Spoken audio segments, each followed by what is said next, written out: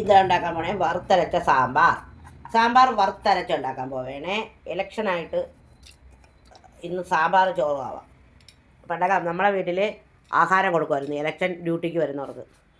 ഇപ്പം അതൊന്നും ഇല്ല. അപ്പോൾ നമുക്ക് ഇന്ന് ആ ഒരു ഓർമ്മ പുതുക്കി സാമ്പാറും ചോറും ഉണ്ടാക്കി കഴിക്കാൻ പോവുകയാണ്. അപ്പോൾ ഓക്കെ. അപ്പോൾ നമ്മൾ എന്താണ് ഇട്ടത്? ഓക്കെ. ഇനി പച്ചക്കറികൾ അരിഞ്ഞ് വെച്ചിരിക്കുകയാണ്. എല്ലാം കൂടെ ഇടണേ. ഇതൊക്കെ നമുക്കൊന്ന് വേവിക്കാം കുക്കറിൽ. ഉരുളക്കിഴങ്ങുണ്ട്, കത്തിരിക്കയുണ്ട്, പച്ചമുളക്, അമരയ്ക്ക, തടിയങ്ക, എന്തൊരു പിന്നെന്തോന്ന് എല്ലാം ഉണ്ട്. വെള്ളരിക്ക എല്ലാം കൂടെ ഇടങ്ങ്. ഇതിപ്പോൾ എളുപ്പത്തിൽ നടക്കുന്നതാണ്. ഇത് മംഗലത്തിൽ വിറകടുപ്പിലൊക്കെ വെക്കുമ്പോഴാണ് പണ്ടത്തെ ആ ഒരു ഇത് വരുന്നത്. ഇനി ഇതിലേക്ക് ഒരു സവാള ഇടും. ചെറിയ ഉള്ളി ഇടുമായിരുന്നു. നമ്മൾ ചെറിയ ഉള്ളി അരയ്ക്കുന്നുണ്ട്, ചെറിയ ഉള്ളി ഇടുന്നില്ല. തക്കാളി ഇത് ഇടുന്നില്ല. ഇതൊരു 3-4 വെള്ളത്തിൽ കഴുകി എടുത്തതിലേക്ക് മഞ്ഞൾപ്പൊടി ഇട്ടോ, കരളിപ്പ് വറുത്ത് പൊടിച്ചത്. ഓക്കെ. ഇനി ഇതിനെ വെച്ചിട്ട് 4 വിസിൽ കേൾപ്പിക്കും. വെള്ളം ഒഴിച്ച് വെച്ച് 4 വിസിൽ കേൾപ്പിക്കും. പിന്നെ എല്ലാം വളരെ പെട്ടെന്നായിരുന്നു. നമ്മുടെ രീതിക്ക് ചെയ്യുകയാണ് കേട്ടോ. ഇത് യഥാർത്ഥത്തിൽ തേങ്ങ, ഉലുവ ചെറിയ സ്പൂണ്, ജീരകം ചെറിയ സ്പൂണ്, പിന്നെ കടല ഒക്കെ ചേർത്തിട്ടാണ് നമ്മൾ നമ്മുടെ രീതിക്ക് ചെയ്യണേ. അതുകൊണ്ടാണ് നമുക്കതേ ഇഷ്ടപ്പെടുള്ളൂ. തേങ്ങ, വെളുത്തുള്ളി ഒരു ചെറിയ കഷ്ണം, ചെറിയ ഉള്ളി ഒരു 10-20 എണ്ണം, പുളി. ഇത് നമ്മുടെ രീതിക്ക് നമ്മൾ വറുത്തരച്ച് വയ്ക്കൂലല്ലോ. തെക്കൻ ജില്ലക്കാർ അങ്ങനെ അധികം വയ്ക്കുന്നത് ഞാൻ കണ്ടിട്ടില്ല, എനിക്കറിയില്ല.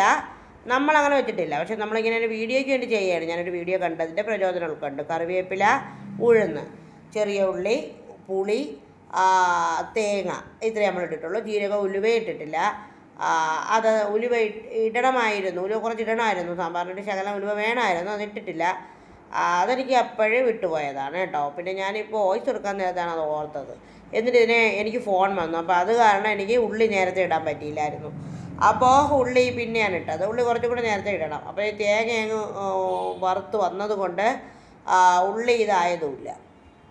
ഉള്ളി കുറച്ചും കൂടെ ഇതാവണമായിരുന്നു കേട്ടോ, മൂക്കണമായിരുന്നു. അപ്പോൾ നമ്മൾ വറ്റൽ മുളക്, മല്ലിയൊക്കെയാണ് ചേർക്കാനുള്ളത്. നമ്മൾ എളുപ്പത്തിന് വേണ്ടി മുളക് പൊടി, കാശ്മീരി മുളക് പൊടി, മല്ലിപ്പൊടി ഒക്കെയാണ് ചേർക്കുന്നത് കേട്ടോ. നമ്മൾ കുറച്ചാണ് എടുത്തേക്കുന്നത്. എന്നാൽ തന്നെ ഒരു 5 പേരൊക്കെ കഴിക്കാവുന്ന സാമ്പാറുണ്ട് കേട്ടോ. അപ്പോൾ ഇതിനെ മൂപ്പിച്ചെടുക്കുകയാണ്. നിങ്ങളെടുക്കുമ്പോൾ മല്ലി, വറ്റൽ മുളക്, ജീരകം, കടല, ഉഴുന്ന്, തേങ്ങ ഒക്കെ എടുക്കണം കേട്ടോ. അതൊക്കെ നോക്കിയെടുക്കണേ. എന്നിട്ട് നമ്മുടെ ചിക്കൻ ഞാൻ പുരട്ടി വെച്ചിരുന്നു. ഗരം മസാല, മഞ്ഞൾപ്പൊടി, വെളുത്തുള്ളി, ഇഞ്ചി, മുളക് പൊടി, കുരുമുളകൊക്കെ ചേർത്ത് ഫ്രിഡ്ജിൽ വെച്ചിരുന്നതാണ്. അതിനെ ഒരു മണിക്കൂർ കൂടുതൽ വെച്ചിരുന്നു. എന്നിട്ട് എടുത്ത് തേങ്ങാപ്പാൽ ഒഴിച്ച് വേവിക്കുകയാണ്. ഇതാണ് നമ്മുടെ ഹെൽത്തിന് നല്ലത്. നമുക്കിപ്പോൾ ചിക്കൻ ഫ്രൈ കഴിക്കണമെന്ന് തോന്നുമ്പോൾ ഇങ്ങനെ വേവിച്ചാൽ മതി കേട്ടോ. ഞാൻ നേരത്തെയൊക്കെ പറഞ്ഞിട്ടുള്ളതായതുകൊണ്ട് പിന്നെ ഞാൻ വേറെ പറയാത്തതാണ്. എന്നിട്ട്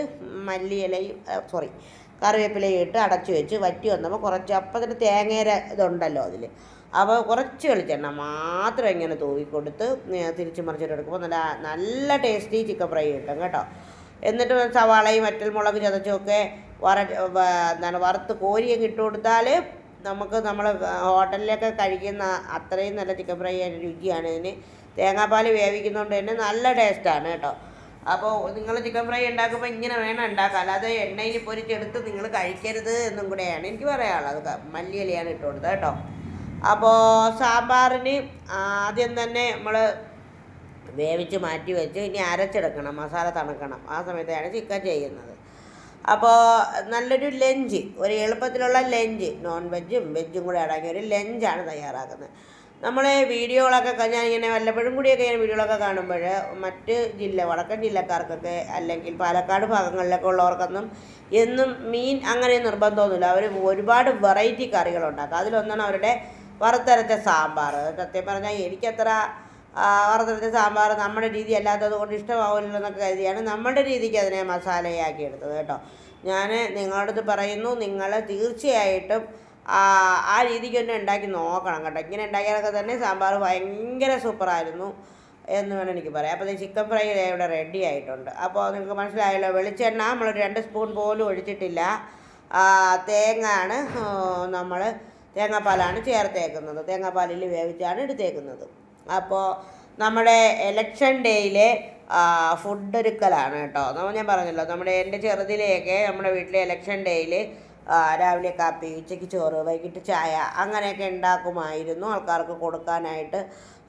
പിന്നെന്താ, നമ്മുടെ ഓഫീസർമാരൊക്കെ കൊടുക്കാനും, അല്ലെങ്കിൽ അങ്ങനെ ഈ രാഷ്ട്രീയ പ്രവർത്തകർ, നമ്മുടെ എൻ്റെ അച്ഛൻ ഒരു പാർട്ടിക്കാരനായതുകൊണ്ട് തന്നെ എല്ലാ പാർട്ടിയുടെ കാര്യങ്ങൾക്കും ഇങ്ങനെ ആഹാരം ഉണ്ടാക്കി കൊടുക്കുന്ന ഒരു രീതിയൊക്കെ ഉണ്ടായിരുന്നു. ഇപ്പോൾ എനിക്ക് നമ്മുടെ നാട്ടിലെ ആൾക്കാർക്ക് അറിയാമോ എന്ന് പോലും അറിയില്ല. എൻ്റെ അച്ഛനൊക്കെ നല്ല രാഷ്ട്രീയ പ്രവർത്തകനായിരുന്നു കേട്ടോ. അപ്പോൾ എൻ്റെ മാമൻ മാത്രമേ ഉള്ളൂ അവിടെ രാഷ്ട്രീയ പ്രവർത്തനത്തിൽ. എന്നിട്ട് ഒരു പാത്രം വെച്ച് കൊടുത്ത് വെളിച്ചെണ്ണ ഒഴിച്ച് കടുക് പൊട്ടിച്ച് ചെറിയ ഉള്ളിയിട്ട് മൂപ്പിക്കുകയാണ് കേട്ടോ. നമുക്ക് സാമ്പാറിന് നമ്മുടെ ചൂടുവെള്ളത്തിൽ തന്നെ സാമ്പാറിൻ്റെ അരച്ചത് അമ്മച്ചി അവിടെ എടുക്കുന്നുണ്ട്. അത് മിക്സിയിലെ ജാറിൽ നിന്ന് എടുത്ത് കലക്കി വയ്ക്കാൻ ഞാൻ പറഞ്ഞതും പ്രകാരം എടുക്കുകയാണ് കേട്ടോ. ഈ ക്യാമറ ഇങ്ങനെ വെച്ചേക്കുന്നതുകൊണ്ടാണ് അമ്മ വലതേ കൈ കൊണ്ടാണ് എടുക്കുന്നത്, ഇനി ഇടത് കൈ കൊണ്ടാണോ എന്നൊക്കെ ചോദിക്കും. എനിക്ക് ഇടതും വലതും എല്ലാം എനിക്ക് ഒരുപോലെയാണ്. എങ്കിലും നിങ്ങൾക്ക് ഇതാവാൻ വേണ്ടിയിട്ട് വറ്റൽമുളക് കൂടെ ഇട്ട് കൊടുത്ത് ഒരു തക്കാളിയും അരിഞ്ഞിട്ട് കേട്ടോ. വെണ്ടയ്ക്ക ഉണ്ടെങ്കിൽ ഇപ്പോൾ ഇട്ട് കൊടുക്കാം. വെണ്ടയ്ക്ക അമ്മച്ചി ഒരു വെണ്ടയ്ക്ക ഉണ്ടായിരുന്നു അതിൻ്റെ കൂടെ ഇട്ടു. അപ്പോൾ നമ്മൾ വറുത്തരച്ച അരപ്പ് ഇതിലോട്ട് ഒഴിച്ചു കൊടുക്കുകയാണ് കേട്ടോ. അപ്പോൾ നമ്മൾ സാധാരണ സാമ്പാർ ഉണ്ടാക്കുകയാണെങ്കിൽ ഇപ്പം മുളക് പൊടി ചേർക്കും. ഇത് അരച്ചത്, തേങ്ങ ഉൾപ്പെടെ അരച്ചതാണ് ചേർത്ത് കൊടുത്തേക്കുന്നത് കേട്ടോ. അപ്പോൾ നമ്മുടെ സാമ്പാറിൻ്റെ അരപ്പ് ഇവിടെ റെഡി ആയിക്കൊണ്ടിരിക്കുകയാണ്. അപ്പോൾ എനിക്ക് പെട്ടെന്ന് ദോശ ചെയ്യണം, കാരണം മാമി തേങ്ങ തിരുവാനുള്ള പ്ലാനിങ്ങാണ്. മിക്സർ ഇപ്പോൾ ഓണാക്കും, അതിന് മുന്നേ എനിക്കിത് തീരണം. അപ്പോൾ നമ്മുടെ സാമ്പാറിൻ്റെ അരപ്പ് ഇവിടെ റെഡിയായി.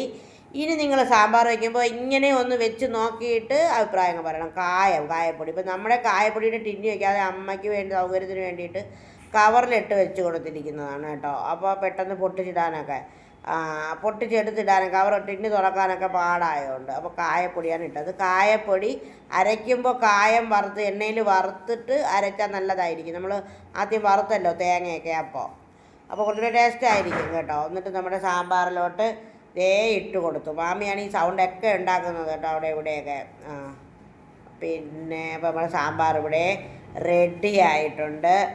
അപ്പോൾ നമുക്ക് ഇതുപോലെയാണ് മല്ലിയില കൂടി ഇട്ട് കൊടുത്ത് നല്ല സൂപ്പർ സാമ്പാർ. ഇത് പച്ചവെള്ളം ഒട്ടും തൊടാതെ ആണെങ്കിൽ 2 ദിവസം ഫ്രിഡ്ജിലൊന്നും വെക്കേണ്ട, പുറത്ത് തന്നെ പണ്ട് നമ്മൾ സാമ്പാർ വയ്ക്കൂലേ അതേപോലെ പുളിക്കാതെ ഇരിക്കും കേട്ടോ. നല്ല സാമ്പാറാണ്, ഉപ്പൊക്കെ ഉണ്ട്.